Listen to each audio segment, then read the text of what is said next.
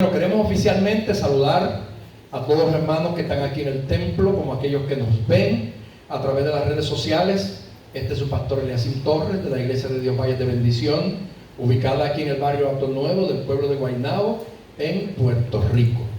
Damos gracias a Dios porque esta mañana es un día nuevo, un día especial, donde tenemos una mañana hermosa. El sol salió, a pesar de que ayer llovió bastante en algunas partes, pero todo está bonito hoy. Y estamos aquí para honrar y bendecir el nombre del Señor. Bueno, vamos en esta mañana a tener el comienzo de otro mensaje que es el seguimiento del anterior. Estuvimos predicando durante 4 capítulos acerca del tema "Volvamos a la casa del alfarero". Y durante todo ese proceso enseñamos cómo era que el alfarero formaba los vasos. Amén. Los niños pueden pasar por Lisaida, que va saliendo para allá, para que ellos van a tener clase a la parte de abajo. Amén. Gracias, amén. Gloria a Dios. Ahora, hoy vamos entonces a comenzar una segunda etapa de mensajes, hablando acerca de las diferentes clases de vasos que existen en la casa del alfarero, porque no todos los vasos son iguales. Y para esto vamos a usar como referencia la segunda epístola de Pablo a Timoteo. Segunda epístola de Pablo a Timoteo, en el capítulo 2, versículo 20. Segunda epístola de San Pablo a Timoteo, capítulo 2 y versículo 20. Si son tan amables, se ponen de pie en reverencia a la palabra maravillosa del Señor. Y yo leo a la gloria del Padre, del Hijo y del Espíritu Santo. Amén. Pero en una casa grande no solamente hay utensilios de oro y de plata, sino también de madera y de barro. Y unos son para usos honrosos y otros para usos viles. Amén. Padre, te glorifico y me pongo en tus manos y a tu disposición para que tú me conviertas en un instrumento de bendición este día, para que por mis labios pueda salir tu palabra ungida con el poder del Espíritu Santo, para que esta palabra penetre hasta lo profundo de nuestros corazones y que toque aún los tuétanos de nuestros huesos. Gracias te doy por ella, en el nombre de Jesús. Amén. Pueden sentarse. Dentro de la palabra utensilios no solamente cabe cucharas, tenedores, cuchillos. Utensilios son herramientas o objetos que son útiles, que pueden ser usados. Y dentro de ello, entonces vamos a hablar de las diferentes clases de vasos que el alfarero construye. Dice aquí Pablo, hablando a Timoteo, dice que en una casa grande no solamente hay utensilios de oro y plata. Y quiero comenzar por explicarle que antes del apóstol decir eso, le hace una aclaración a Timoteo y le dice: conoce el Señor los que son suyos. ¿Oyó bien? Esta palabra, si usted la escucha así por encima, posiblemente lo ve como algo muy sencillo. Pero esto es más profundo de lo que usted y yo pensamos. Usted sabe que Dios es un Dios personal. Y cuando digo que Dios es un Dios personal, Él te conoce a ti por dentro y por fuera. Él conoce lo más elemental de tu vida. Él te conoce desde antes que te formaste en el vientre de tu madre. Y Él tiene conocimiento de todo lo que sucederá durante tu vida hasta el día en que te vayas de aquí. Ahora, Dios, en ese conocimiento eterno que sabe, que tiene, Él sabe los que le pertenecen a Él y los que no le pertenecen a Él. Y por eso le dice a Timoteo: el Señor conoce a los que son suyos. ¿Cuántos son de Él? Amén. Decir eso es grande. Yo soy de Cristo. Amén. Yo no soy de Mahoma. Yo no soy de Mita. Yo no soy del gobierno. Yo no soy de papi, yo no soy de mami, yo soy de mi Dios. Él es mi dueño y Él me conoce. Ahora, la pregunta que debemos hacernos es, si Él me conoce, ¿lo conozco yo a Él? Porque no todo el mundo conoce al Señor. Y yo creo que cuando una persona se llama cristiano, debe conocer a Cristo. Porque para yo llamarme cristiano o decir que soy de Dios, tengo que conocerlo a Él. Inmediatamente el apóstol Pablo le dice a Timoteo, la segunda frase, después que le dice, conoce el Señor los que son suyos, y le dice, apártese de iniquidad todo aquel que invoca el nombre de Cristo. Iniquidad son las obras inicuas que los seres humanos practican. Pero fíjese cómo él dice, apártese de iniquidad todo aquel. No dice Juan, no dice Pedro, no dice Eliasín. Todo el grupo colectivo y toda persona individualmente que dice que conoce a Cristo tiene que apartarse de la iniquidad, de todas aquellas cosas que a Dios no agradan. En el versículo 20, él comienza a hacer una ilustración de figuras que él las llama utensilios, que son tangibles. Lo que quiere decir, son 4 elementos que los vamos a presentar en el día de hoy, comenzando hasta donde nos dé tiempo, como vasos o vasijas utilizadas. Pero fíjense bien, Pablo especifica cuatro calidades, 4 tipos de materiales.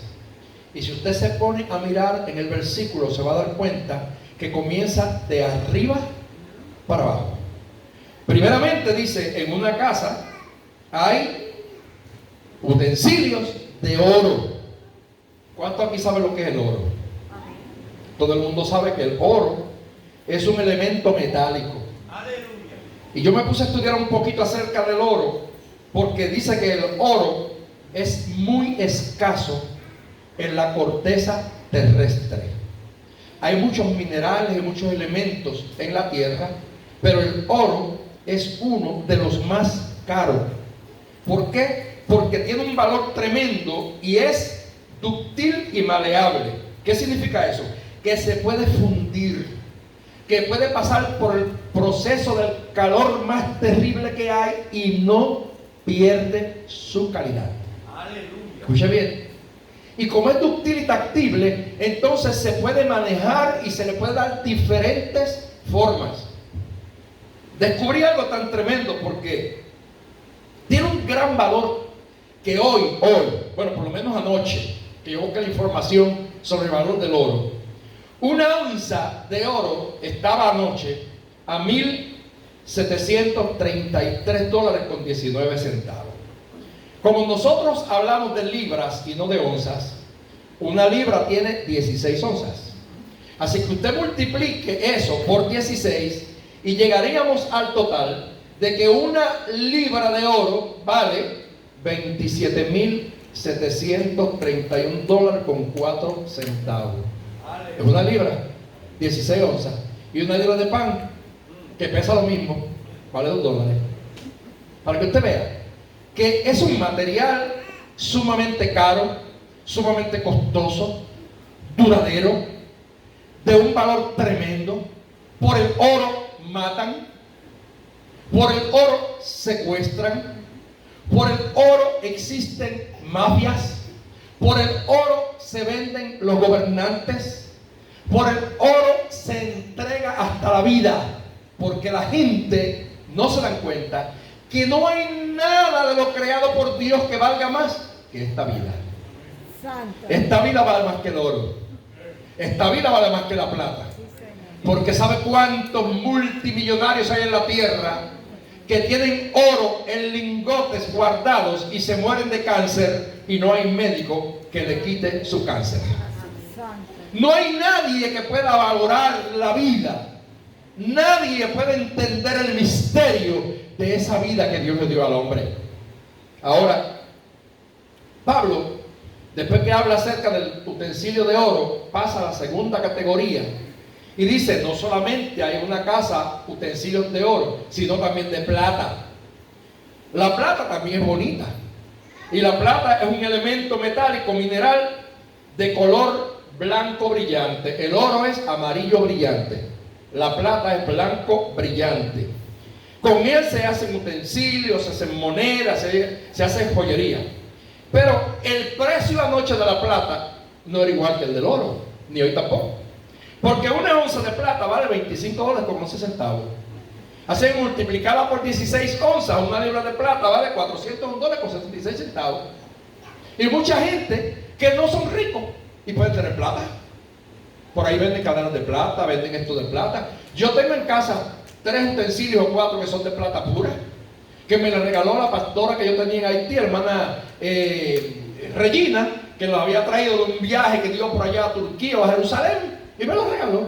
Yo no pagué un chavo por ellos, están en casa, allí de adorno, muy bonito. Pero fíjese, como que se van cambiando con el tiempo, y empiezan a ponerse como un poquito opaco, y se le va yendo el brillo. No es igualito que el oro, es diferente, su valor es distinto. Ahora Pablo no se queda solamente en el oro y la plata, sino que también dice, también en una casa grande hay utensilios de madera. ¿Ve que va bajando la categoría? Y según va bajando la categoría, va bajando el precio, va bajando el valor. ¿La madera qué es? La parte sólida de los árboles que está cubierta por la corteza. Hablando en venezolano diríamos que está cubierto por la concha, y aquí diríamos que está cubierto por la cáscara, pero que se llama corteza en el buen español. Así que mientras más adentro del árbol se saca la madera, más sólida es lo que llaman la parte del corazón. La parte de adentro de un árbol es la más fuerte.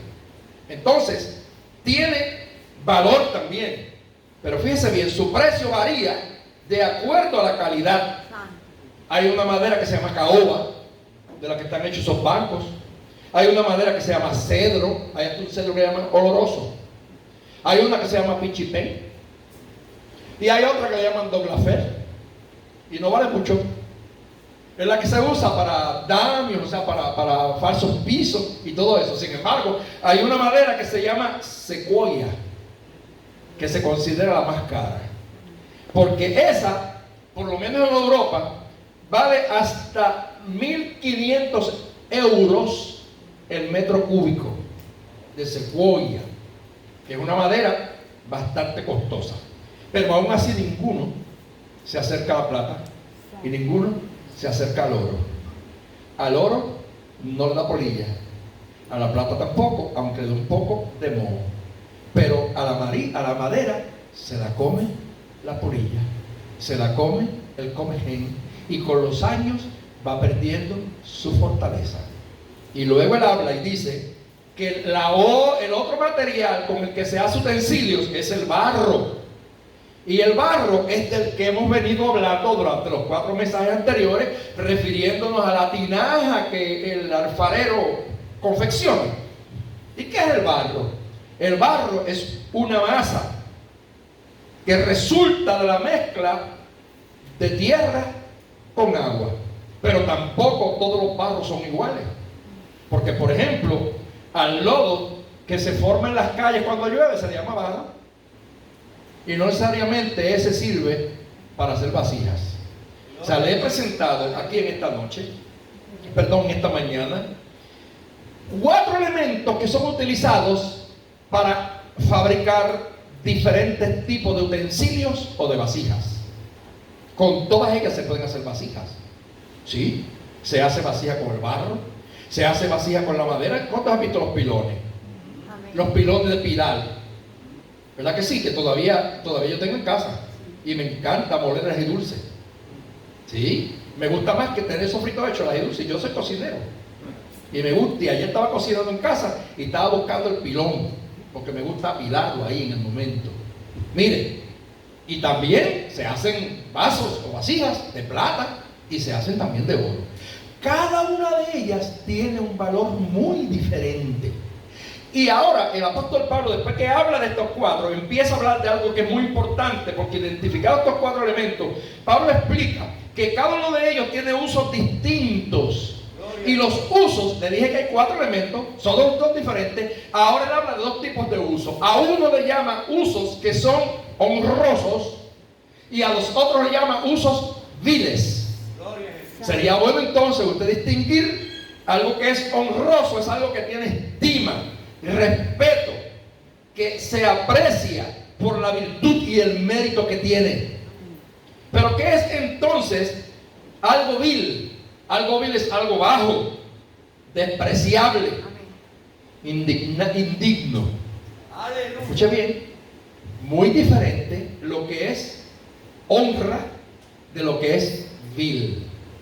La palabra vil es fea, de verdad que es fea. Entonces, aquí el apóstol Pablo, hablando a Timoteo, le dice: esas 4 vasijas que se fabrican con esos 4 materiales totalmente diferentes tienen diferentes tipos de usos. Uno de los usos son honrosos y otro de los usos son viles.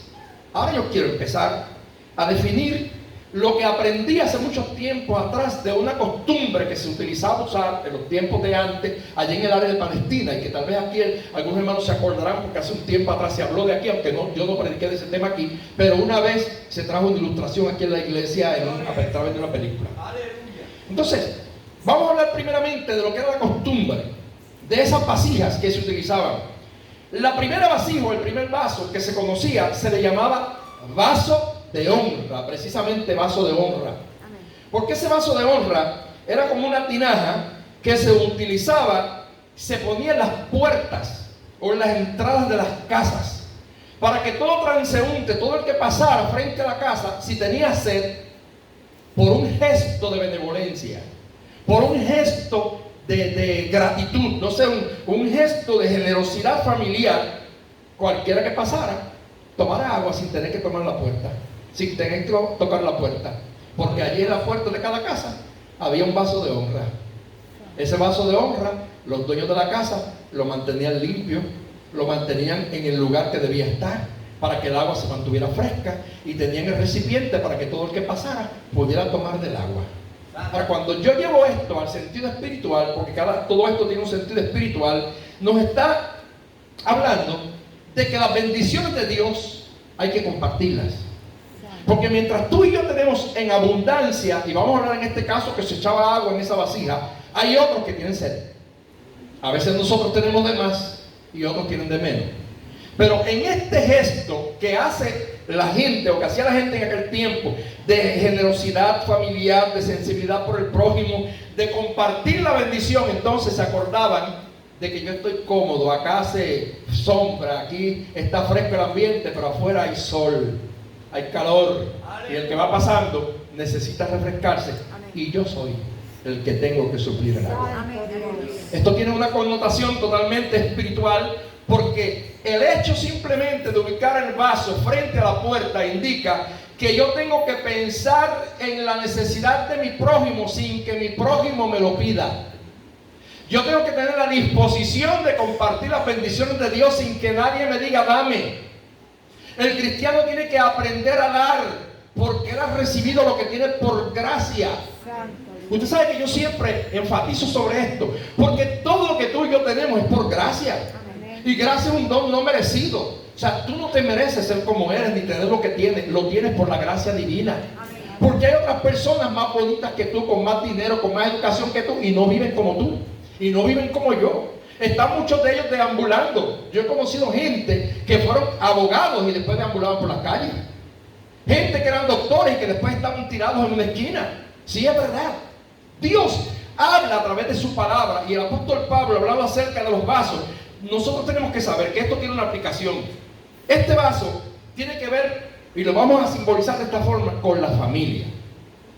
La familia cristiana tiene que ser el mejor ejemplo de fe en todo lugar donde Dios lo ubique, porque es en la casa donde primero tú demuestras tu relación con Dios. La relación tuya con Dios, después allá en la calle, la gente la va a saber. Pero antes tiene que empezar en casa. En casa. Si hay un padre noble, casi siempre el hijo es noble. Si hay un padre malvado, casi siempre el hijo es malvado. Y le he contado que una vez yo fui a Venezuela y estábamos haciendo un programa para ayudar a los niños. Y fuimos a Los Teques, a una iglesia, y le preguntamos a un niñito que tenía como 5 años, ¿qué tú vas a hacer cuando seas grande? Porque siempre le preguntamos esa pregunta. Y él dijo, yo, cuando yo sea grande voy a ser un malandro. Y ustedes no saben lo que es malandro. Malandro en venezolano, en español acá nuestro significa delincuente. Así que el niño dijo, yo voy a ser un malandro. Y yo le pregunté, ¿pero cómo? ¿Por qué tú vas a ser malandro? Porque mi papá es malandro. Y si mi papá es malandro, pues yo tengo que ser malandro. Fíjense bien, la influencia en tu casa va a ayudar positiva o negativamente. La relación del líder de la familia con Dios va a trabajar con los que están en tu casa positiva o negativamente. Entonces, nosotros tenemos que saber que hoy en día la familia se ha ido desintegrando, se han ido perdiendo los valores. ¿Por qué? Porque los valores hay que transmitirlos. Usted sabe que los valores hay que transmitirlos. Yo tengo que enseñar a mis hijos a que conozcan buenas cosas. Miren, anoche yo estaba viendo las noticias. Me sorprendí mucho. ¿Sabe que en Puerto Rico se está lidiando con la cuestión esta que están discutiendo de las vistas públicas, de las terapias de conversión, que llaman, que ha tomado la noticia en todos estos días, y que el promotor o el autor del proyecto ese, que está prohibiendo que esto se haga, es Vidot, el senador Vidot, que de verdad me caía bien por la forma en que se manifestaba. Pero anoche me sorprendí, porque cuando veo las noticias, veo que hay una persona que está hablando en las pistas y que se lo dice a él de frente, y tú eres pastor. O sea, yo me sorprendí a saber que ese hombre fue pastor, que ese senador que hoy en día está promoviendo algo que es totalmente contrario a los principios bíblicos, que un día conoció la palabra de Dios. Ahí yo inmediatamente llego a la conclusión de que eso se llama apostasía, porque una persona que contradice lo que antes creyó y lo que antes practicó, ahora es un apóstata de la fe. Y lamentablemente para los apóstatas lo que espera es que un infierno. Tal vez alguien me juzgue por yo decirlo así tan claro y tan franco, pero es la verdad. Es la verdad. Yo no puedo entender que la gente esté en contra de lo que la Biblia dice, porque la Biblia, le guste o no a los políticos de mi país, es la palabra de Dios.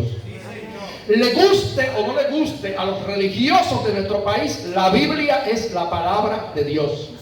La acepte o no la acepte el Papa de Roma, la Biblia es la palabra de Dios, y que fue inspirada por el Espíritu Santo y que en ella no hay errores. Y Dios es un Dios perfecto. Y Dios hizo al padre cabeza del hogar, y Dios hizo a la madre para que fuera la ayuda idónea de ese padre, y para que el padre y la madre tuvieran el derecho y la responsabilidad de criar a sus hijos en el temor y temblor de Jehová, el Dios de los cielos. Entonces, no puede existir ningún gobierno en el mundo, ni popular, ni PNP, ni independentista, ni de Victoria Ciudadana, o como se llame, que intente ir por encima de Dios, porque Dios va por encima de todos ellos. Y que usted lo ve que a veces están ahí en el Senado, en la Cámara, roncando, porque se sienten ahora que tienen el sartén por el mango, porque cobran mucho dinero y tienen autoridad para pasar leyes, que posiblemente cuando pierdan su investidura y que cuando pasen los años son los primeros que van a llorar y a lamentar por los errores que ellos mismos cometieron cuando tuvieron autoridad para juzgar y sentenciar a los demás. Yo creo, hermanos, que la iglesia de Cristo debe orar y de pedirle a Dios que siga Dios glorificándose, y que aunque sabemos que hay un cumplimiento profético en el tiempo en que vivimos, y que hay muchas cosas que han de pasar aunque nosotros no querramos que pasen, pero todavía la iglesia está aquí, y todavía la iglesia tiene autoridad, y todavía la iglesia tiene poder, y todavía la iglesia tiene sus pies puestos en la palabra de Dios, y todavía Cristo es el camino, la verdad y la vida, y nadie llegará al Padre si no es por Él. Y no podemos suplantar a Cristo por nada en esta tierra, ni por banderas rojas, ni azul, ni verde. Aquí el Señor de Puerto Rico se llama Jesús de Nazaret. Y aquí el Señor de la iglesia se llama Jesucristo, que fue el único que derramó la vida, la sangre en el Calvario por nosotros.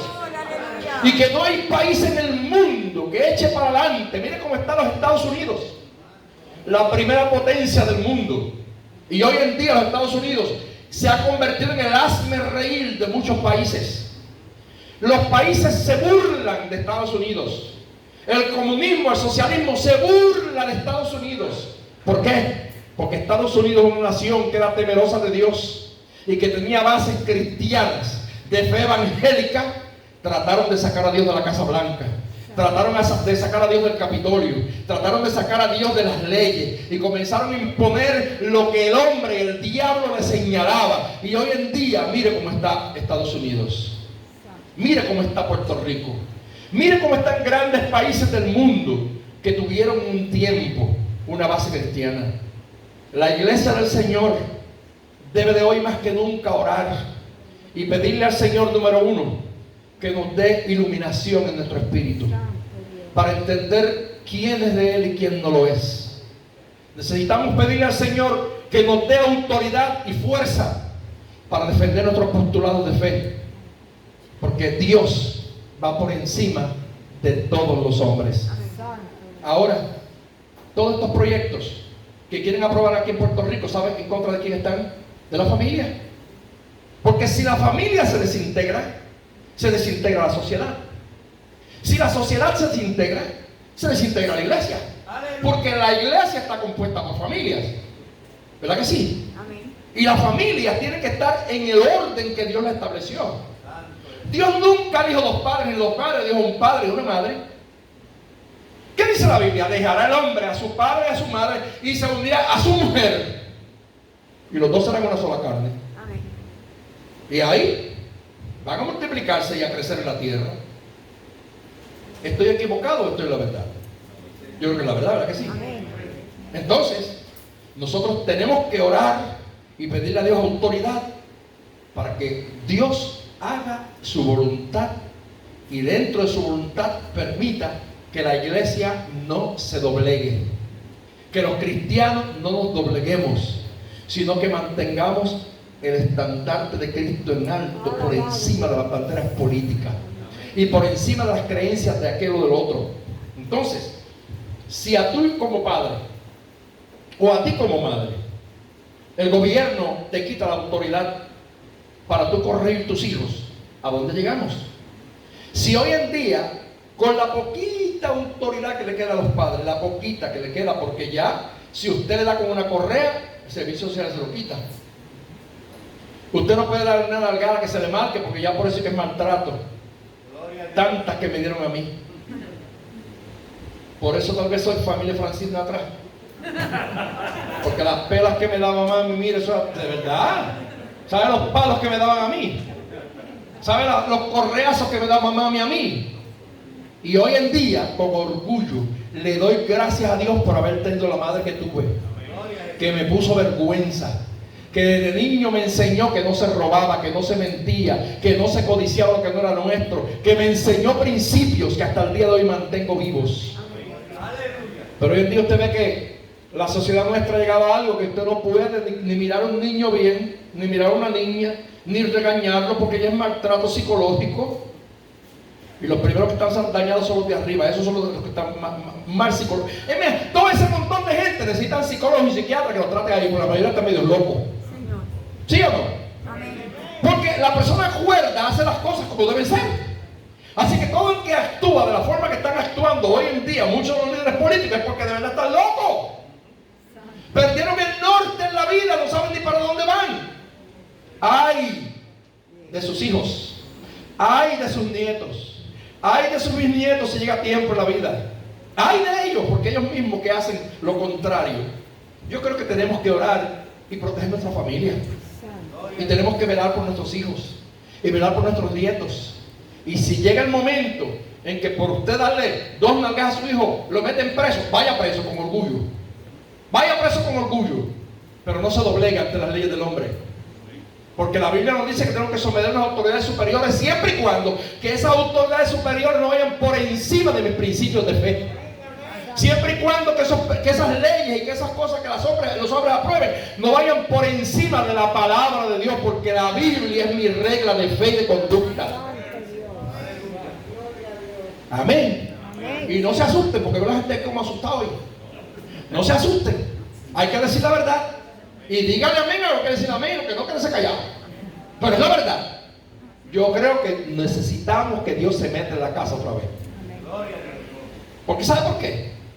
Porque este vaso del que yo le estoy hablando hoy, que se le llama el vaso de la honra, fíjese bien, vaso de honra, y le expliqué ahorita que la honra tiene que ver con algo que es digno, que es admirable, algo que verdaderamente merece ser reconocido. Por lo tanto, la familia tiene que vivir en honra, que la gente pueda decir: tus hijos son ejemplo para la sociedad, tu esposa es ejemplo para la sociedad, tu esposo es un ejemplo para la sociedad. Pero cuando no es así, ya perdemos la honra. Entonces, ¿qué pasa?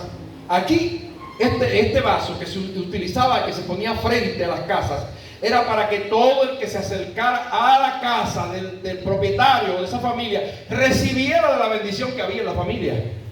Porque Dios nos ha llamado a compartir las bendiciones que tenemos. Y no solamente hablo de dinero, hablo de la bendición espiritual. Tú eres paz, porque Dios está en ti. Y si Dios está en ti, la paz tuya tiene que tocar a tu vecino, tiene que tocar a todo el que llega a la puerta de tu casa. La paz tuya tiene que compartirse. Tú eres un hombre de fe, que la fe tuya llegue al vecino, llegue a todo el que llega a tu casa, que pueda recibir de lo que tú tienes. ¿Por qué razón? Porque mira lo que le dijo el apóstol Pedro al cojo de la hermosa: yo no tengo oro ni tengo plata, pero lo que tengo, eso te doy. ¿Qué tenía Pedro? Poder de Dios. ¿Qué tenía Pedro? Fe. Así es que hace falta hoy en día que tengamos fe, que tengamos poder de Dios. No importa que no haya dinero ni casa bonita, pero que en tu casa no falte nunca la vasija de honra. Que la vasija de honra esté siempre a la puerta de tu casa, porque debe ser una identificación. Estoy hablando en el sentido figurado. Yo que he vivido 45 años de mi vida en Haití, y yo conozco en Haití todas las casas que son de los brujos. O sea, cada vez que yo paso por el barrio que sea, aunque nunca haya pasado, yo la casa de un brujo la conozco. Porque ellos tienen siempre frente a su casa una identificación, o una cruz negra, o una bandera, o unos escritos que yo no sé leer. Y eso me dice: ahí vive un brujo, ahí vive un satanista. Se identifican. Oiga, ¿cuántos cristianos hoy en día no se quieren identificar con lo que creen? Tú y yo tenemos que sentirnos orgullosos de ser cristianos, y que todo el mundo lo sepa. Que todo el mundo sepa que tú le perteneces a Cristo. Que todo el mundo sepa que tú te arrepentiste de tus pecados y que hoy en día tú eres hijo de Dios. Que todo el mundo lo sepa. ¿Acaso cuando Jesús libertó a aquel gadareno que quería seguirlo, Jesús le dijo: que te los tuyos y cuéntale cuán grandes obras ha hecho el Señor contigo? O sea, Dios lo que te dice es: promueve, propaga, di a la gente lo que yo hice contigo. Entonces tú y yo hemos sido llamados, hermanos, para que nuestra familia sea una familia noble, una familia que viva para Dios. Gloria al Señor, porque la familia cristiana tiene que ser un símbolo de honra, para que todo el que pasa por tu casa reciba lo que hay dentro de ella. Así que tenemos que ser ejemplo para nuestra descendencia. Mire, muchas veces, a veces tenemos un vecino que muere de sed, y hablo en el sentido espiritual, y la tinaja de nosotros está escondida, no está donde debe tenerla. Vuelvo y digo, estoy hablando en sentido figurado. O sea, ese vaso de honra que te identifica a ti y que beneficia a todo el que llega a la puerta de tu casa, todo el mundo tiene que saber lo que está ahí. Yo recuerdo a doña Carmen. Doña Carmen era una viejita que vivía al lado de mi casa, católica, apostólica, romana, como decía ella. Murió de vieja. Y doña Carmen nunca fue evangélica. Sin embargo, ¿qué pasa? Yo recuerdo, desde que yo tenía 5 años, cada vez que doña Carmen se enfermaba, ella mandaba donde mi mamá, y ella me decía a mí: el nene de los ojos tristes.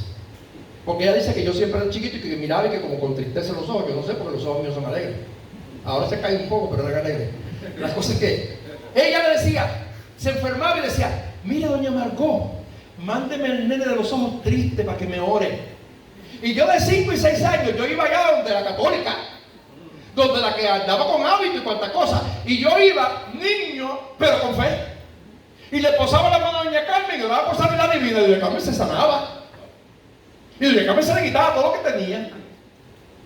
Y hace unos años atrás, que yo recuerdo que yo fui a visitarla, ya se murió hace como 3 años. Pero un día yo fui a la casa. Me sentaba con ella así en el balcón. A veces se cosechaba guineo, plata, lo que fuera, y le llevaba siempre un regalito. Y me sentaba un rato con ella porque esta gente necesita que los escuche. Y me sentaba y hablaba con ella. Y ella siempre me decía: yo te quiero tanto a ti. Yo te amo a ti como un hijo mío.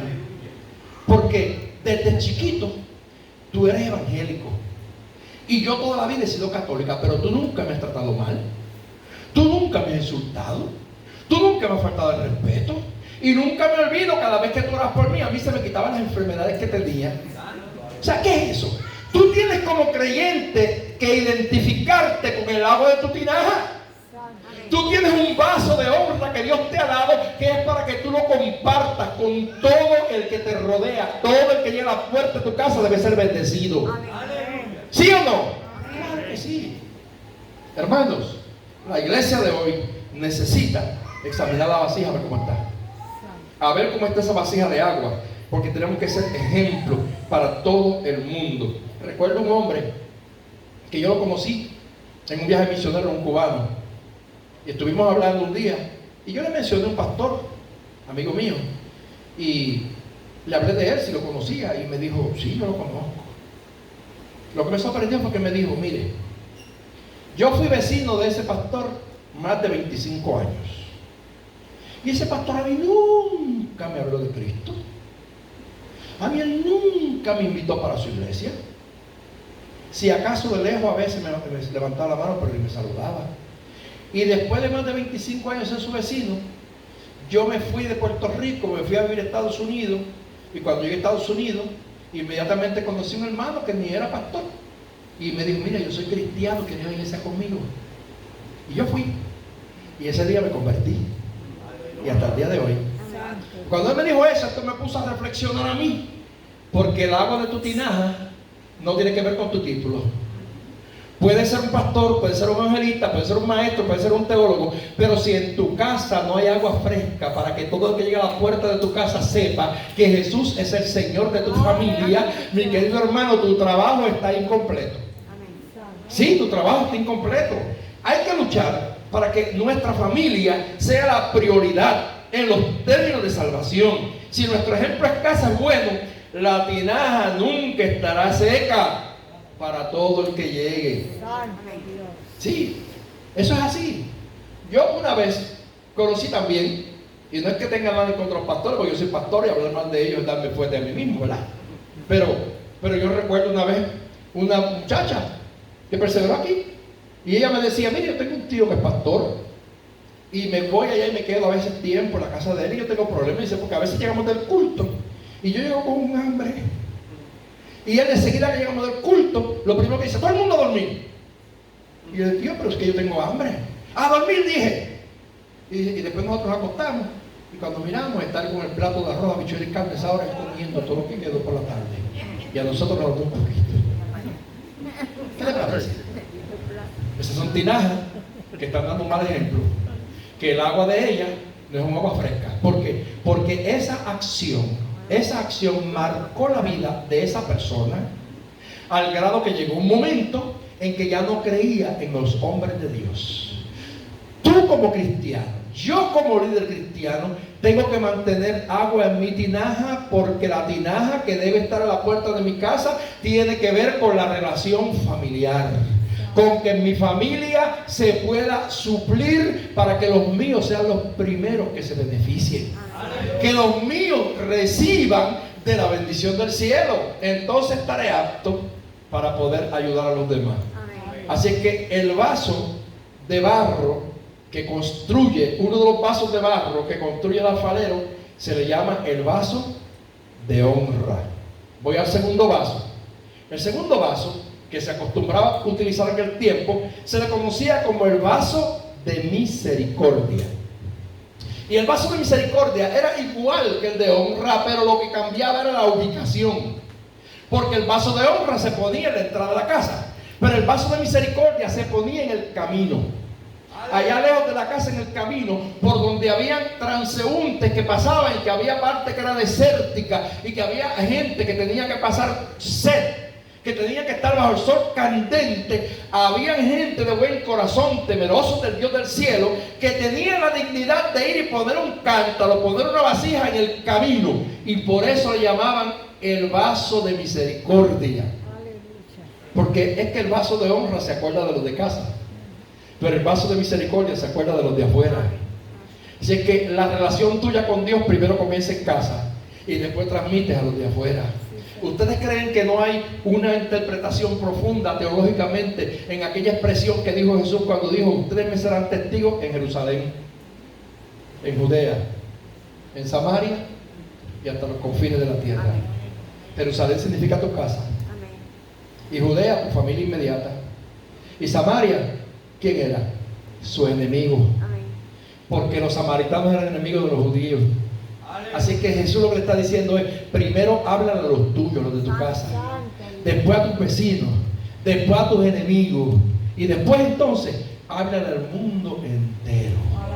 Hay gente que sueña con ser misioneros, quieren ir a Rusia, quieren ir a Haití, pero todavía tienen gente enemiga. Todavía no han llegado al samaritano. Antes de ir a los confines, tienes que ir al samaritano primero.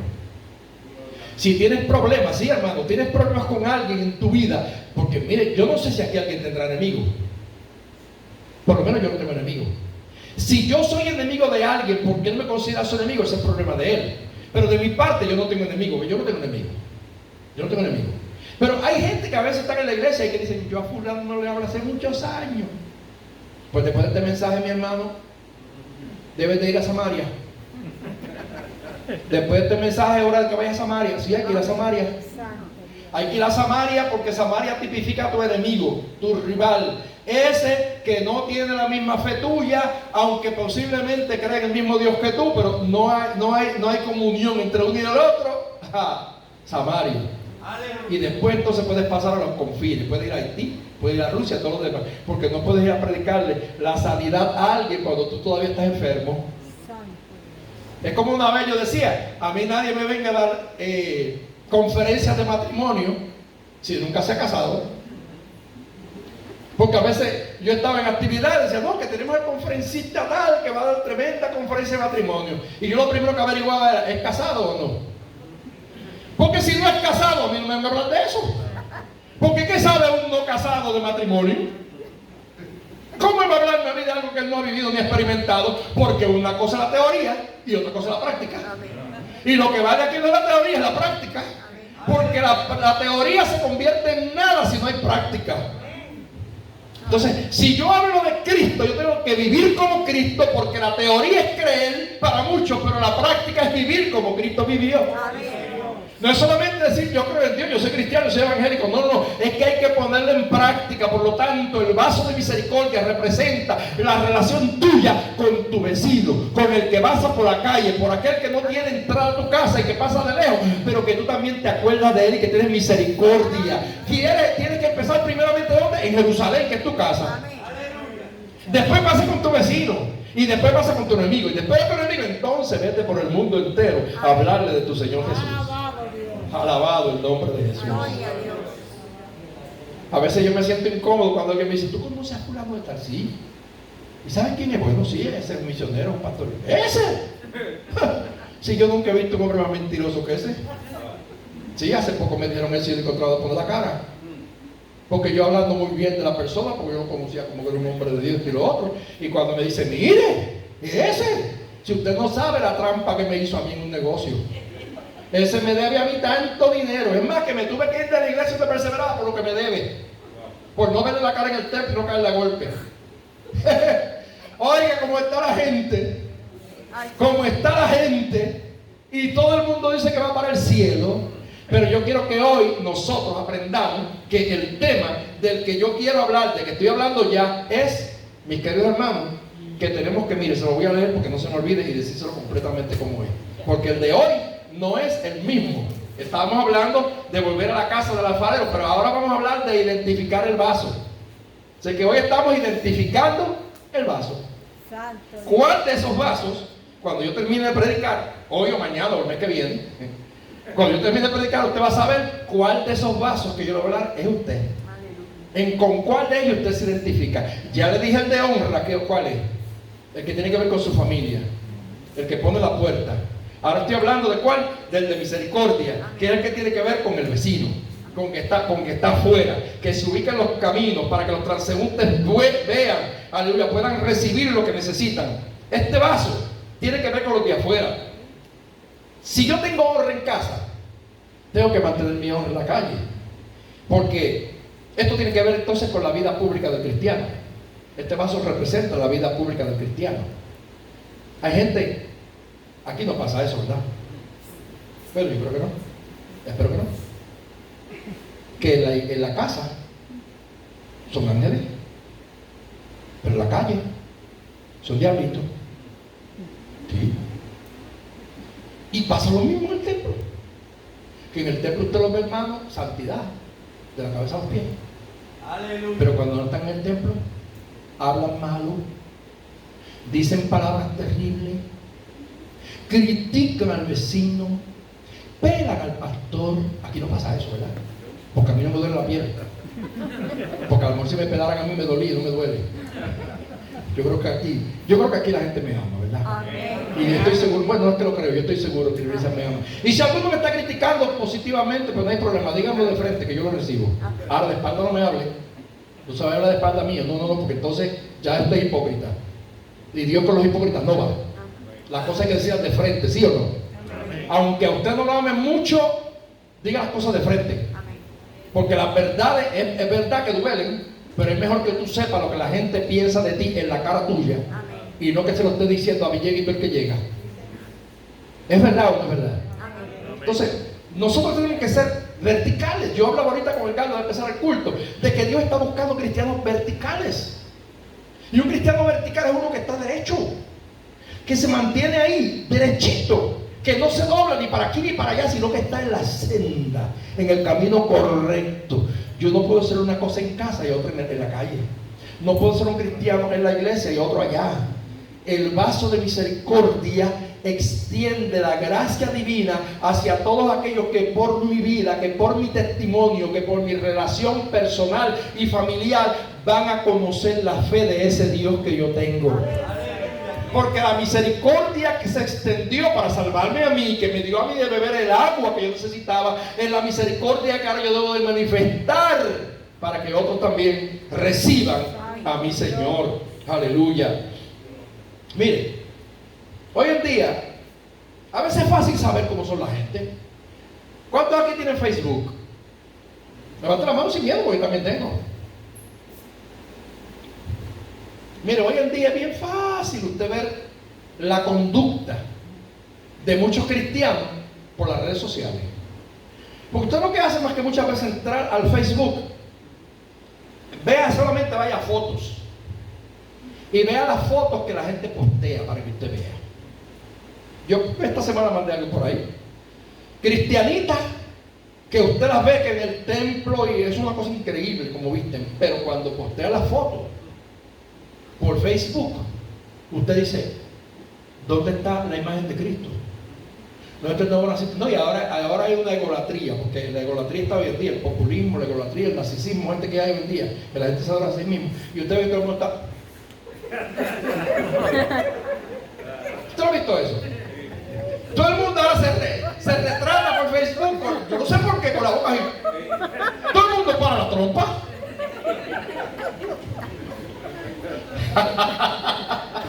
Es que me tengo que reír, no me cuesta otro remedio. Sí, hermano, y no se siente incómodo que yo digo la verdad, pues que es la verdad. Porque después uno se sorprende cuando mucha gente que usted ve en esas fotos vestidos descaradamente. Mujeres que ponen fotos en Facebook y en las redes sociales, hermano, que se le muestra parte de los senos, con unas vestimentas que se le ven hasta las partes íntimas, y después usted se lleva la sorpresa que va en una iglesia y lo ve dirigiendo al frente. Y yo digo, le voy a decir a ese pastor que entre en Facebook, porque a lo mejor no ha visto lo que hay ahí. Y yo quiero que sepan, los hermanos que son parte de la iglesia Valles de Bendición, que aunque usted no sabe mi contacto, yo puedo entrar a ellos. Porque hay muchas cosas que por ejemplo uno aprende, ¿verdad? Que uno entra y ve publicaciones que son de otros, y usted entra a la página y ve cosas que usted se sorprende. Y yo estoy pasando un comunicado a los míos, Valles de Bendición en el mundo entero. Porque hay gente que va a empezar a poner disciplina, de aquí y de otros países. Porque las cosas que postean me dan vergüenza de que se llamen Valles de Bendición, la iglesia que yo dirijo y presido para gloria de Dios y por su misericordia. No. Yo creo que tú te identificas con tu Señor. Tú eres el mismo en tu casa y tú eres el mismo en el barrio. Amén. Tú tienes que ser el mismo, que tienes una conducta intachable en tu vida personal, como también allá en el mercado, en el trabajo. Porque no podemos ser hipócritas. Tenemos que tener una sola cara, una sola postura. O soy o no soy. O soy de Dios o soy del diablo. O soy cristiano o soy un mundano. Entonces yo tengo que tomar este ejemplo. El vaso de misericordia representa la vida pública del Hijo de Dios. Tú eres un vaso, yo soy un vaso. Y soy un vaso de honra, tú eres un vaso de honra. Esa honra comienza practicándolo en tu casa y en tu vida privada. Pero luego, cuando extiendes el segundo vaso, que se llama el vaso de la misericordia, tiene que ver entonces con eso que tú tienes en tu vida personal, que tú lo puedas transmitir a los de afuera, para que otros vean en ti el ejemplo y también vengan a Jesús. Santo Dios. Yo no sé, pero yo veo aquí unos otros personajes que están como asustados. Sí, estoy viendo gente como que está como nerviosa, así como que ha abierto los ojos grandes, así, me miran como asustado. No se asuste, que aquí nadie tiene látigo y nadie reprende y nadie castiga y nadie da palo. Yo no soy aquel pastor haitiano, porque yo conocí un pastor haitiano que le decía el pastor Paul, que le caía palo a los miembros. En Haití sí. Sí, y allá lo permitían, porque aquí en Puerto Rico lo meten preso el mismo día. El pastor que se atreva a faltar de respeto a una persona, pero en Haití yo me acuerdo del testimonio. Sí, hermano, del pastor Paul, de una hermana que se casó. Y el pastor le dio, los otros que hacía el chiste, ¿verdad? Los hermanos en casa. Y el pastor le dio consejería matrimonial, le explicó, mira, a ti toca hacer esto, hacer el otro, como esposa, y a él a ti, y los casó. Y después que los casó, pasó el tiempo. Y un día viene el hermanito y le dice, mire, pastor Paul, yo tengo problemas con mi esposa. Y le dijo, ¿qué problema tiene? Bueno, es que yo me levanto para ir a trabajar y ella se queda durmiendo. Y yo me tengo que ir para el trabajo sin desayunar porque ella nunca me hace desayuno. Cuando llego a la casa está toda regada. Y no hay ni comida hecha porque no me cocina. Entonces ya eso me está dando problemas. Y el pastor le dijo, ¿de verdad? Pues déjame eso a mí. Y el hombre se fue a trabajar. Y como a las 10 de la mañana el pastor Paul, y es una verdad, hermano, y no, yo no estoy aplaudiendo lo que él hizo, pero es para que usted vea. Y el pastor Paul vino a las 10 de la mañana y tocó la puerta de la hermana. La hermana estaba roncando esa hora. Y el pastor, ella, ¿quién es? Soy yo el pastor. Mire, la mujer no sabía qué hacer. Se levantó corriendo, se cepilló los dientes a la prisa, se vistió y él esperando la puerta. Y cuando ella abre la puerta, el pastor tenía la correa en la mano. Y le dijo, ¿y pastor qué pasó? Arrodíllate ahí. Y la hermana le dijo, ¿pero por qué, pastor? Arrodíllate ahí. Y cogió la correa y le dio como 5 correazos. Y después le dijo, ¿sabes por qué te doy esta pera? Porque tú eres hija espiritual mía, te criaste en mi iglesia desde niña, yo soy como tu papá. Y yo te di consejería matrimonial a ti antes de que te casaras, y hoy en día yo estoy avergonzado por la queja que tu marido me dio a la casa. Porque los votos que tú hiciste en el altar los fallaste. Así que a partir de hoy, mira a ver, mañana te levantas a las 7 y haces cerrar a tu marido. Y cuando él llegue del trabajo, que la comida esté hecha. Y yo voy a volver aquí cuando menos te lo imagines, a ver si hay reguero en esta casa, porque la segunda pera va a ser más grande que la primera. Usted se ríe, ¿verdad que sí? Y esto es jocoso, porque a mí hasta cuando yo lo supe, yo me reí como usted no tiene idea. Pero es que esto a veces funciona, a veces hace falta. No el pastor ve, pero por lo menos papá. Mire. Sí, porque es verdad. Hay hijas que avergüenzan a uno, hijos que avergüenzan a uno también. ¿Y qué pasó? Que por la noche viene el hermano y va donde el pastor y dice, pastor, ¿y qué pasó? Y le dice, ¿por qué? ¿Qué usted le hizo a mi esposa? ¿Qué ella te dijo? Bueno, yo llegué a casa y hoy la comida estaba hecha. La casa estaba limpiecita, estaba todo recogido, hasta las cortinas había cambiado, pero tenía los ojos hinchados. Y yo le pregunté y le dije, pero ¿y por qué tienes los ojos hinchados? Y ella me dijo, porque tú le diste que al pastor y él me dio una peda con la correa. Y él vino a quejarse este pastor y el pastor le dijo, pero lo que hice, ¿te convino o no te convino? Sí, pastor, usted me iba a decir, entonces no proteste. Dale gracias a Dios que te resolvió el problema. Oiga, ¿cuántos alaban a Dios en esta mañana? Nos reímos porque son cosas reales, pero jocosas, pero son reales. ¿Qué pasa? Porque hay mucha gente que cree que ser un vaso de Dios no afecta a otros. Si yo soy vaso de Dios y yo soy un vaso de honra, mi conducta, mi comportamiento, mi vocabulario, mis acciones, mi estilo de vida afectan positivamente o negativamente al vecino, al que me ve, al que me rodea, al compañero de trabajo, al compañero de escuela. Claro que sí. Entonces, si mi vaso de honra está verdaderamente digno de ser admirado, entonces mi vaso de misericordia, que tiene que ver con el de afuera, predicará sin que yo hable. Porque fíjense bien, esa gente de allá de Palestina que tenía esta costumbre, no era que predicaban. Simplemente ponían una tinaja con agua fresca en la calle y ese era el más grande mensaje. No se paraban a esperar cuántos bebían para decirle, mira, fui yo el que puse el vaso. No, simplemente por sentido común, por generosidad humana, ponían el vaso, lo dejaban allí para que todo transeúnte recibiera la misericordia del Dios del cielo. Hoy en día hacen falta muchos vasos de honra. Hay que volver a componer nuestra familia. Y hace falta muchos vasos de misericordia. Aleluya. Hay que volver a Dios. Hay que volver a Dios. Porque nuestros vasos destruyen o construyen.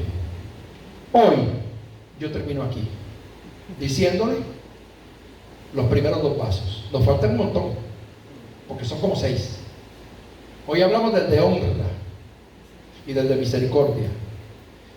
El próximo domingo, si el Señor permite, o el otro arriba, vamos a hablar entonces del vaso escogido. Y vamos a hablar del vaso quebrado. Y después vamos a hablar del vaso vil.